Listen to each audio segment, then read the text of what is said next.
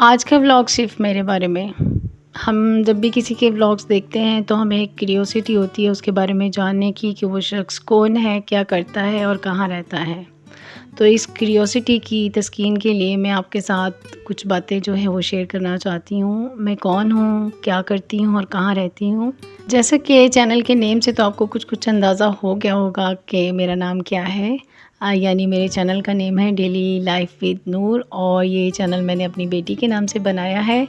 और अल्हम्दुलिल्लाह मेरे 5 बच्चे हैं। मैं अपने घर में अपने बच्चों के साथ बहुत पुरसकून ज़िंदगी गुजार रही हूँ। और मेरे शौहर जो हैं वो पिछले 17 साल से बैरून मुल्क जो हैं वो काम करते हैं। मैंने मैट्रिक तक तालीम जो है वो प्राइवेट स्कूल में की और उसके बाद फिर सोर्सेज़ ऐसे नहीं थे कि कॉलेज जाया जा सके, तो फिर मैंने घर में ही पढ़ाई जो थी वो शुरू कर दी।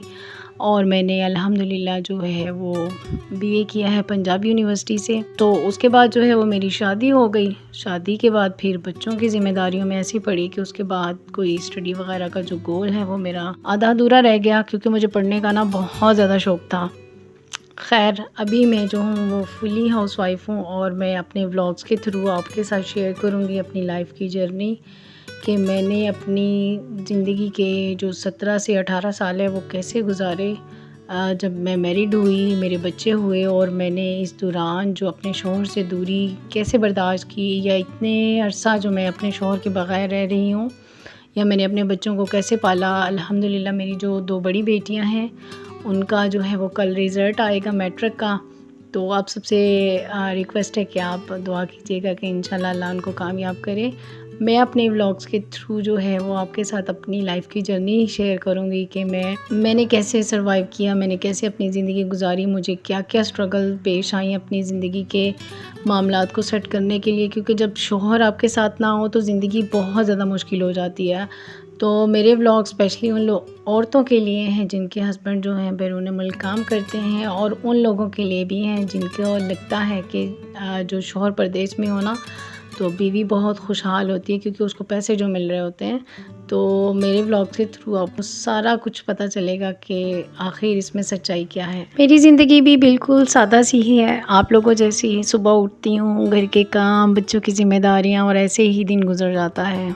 बारिशें बहुत ज़्यादा हो रही थी तो सोचा कि बच्चों के साथ ही जो कपड़े हैं वो वॉश कर दूँ। मेरे पास दोनों ही जो है मशीनें हैं, ऑटोमेटिक भी और सेमी ऑटोमेटिक भी, लेकिन मुझे ना सबसे ज़्यादा सुकून जो है वो सेमी ऑटोमेटिक में ही धो के ना तसल्ली मिलती है कि मेरे कपड़े ना साफ़ हो गए हैं। ऑटोमेटिक में मैं भी कपड़े धोती हूँ जब मुझे लगता है कि अब मेरे में बिल्कुल भी हिम्मत नहीं है, क्योंकि मेरे घर में ना कोई मेड वगैरह नहीं है काम करने के लिए, कोई हेल्पर नहीं है, बच्चे हैं, छोटे हैं बच्चे, अपने कामों में मसरूफ़ रहते हैं।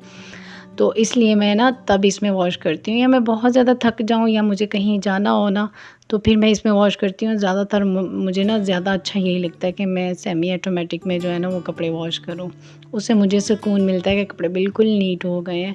तो यहाँ मैं कपड़े वॉश कर रही थी और उसके बाद ना बच्चों की फरमाइश आ गई कि मम्मा हमें फ़्राइज़ बना दें और पकोड़े बना दें, क्योंकि फिर से बादल आ गए थे और बारिश होना शुरू हो गई थी। तो बच्चे कुछ कहें और माएँ पूरी ना करें, ये कैसे हो सकता है। बच्चों को पकोड़े बहुत ज़्यादा पसंद है और मेरे हस्बैंड को भी पकोड़े बहुत ज़्यादा पसंद है। और मैं घर में जब भी कोई खाना बनाती हूँ, कोई भी डिश बनाती हूँ, तो मुझे अपने हस्बैंड की बहुत ज़्यादा याद आती है। समटाइम तो ऐसा होता है कि डाइनिंग टेबल पे खाना रख के हम बैठ जाते हैं, बच्चे खाना खा रहे होते हैं, लेकिन मैं खामोशी से सोच रही होती हूँ।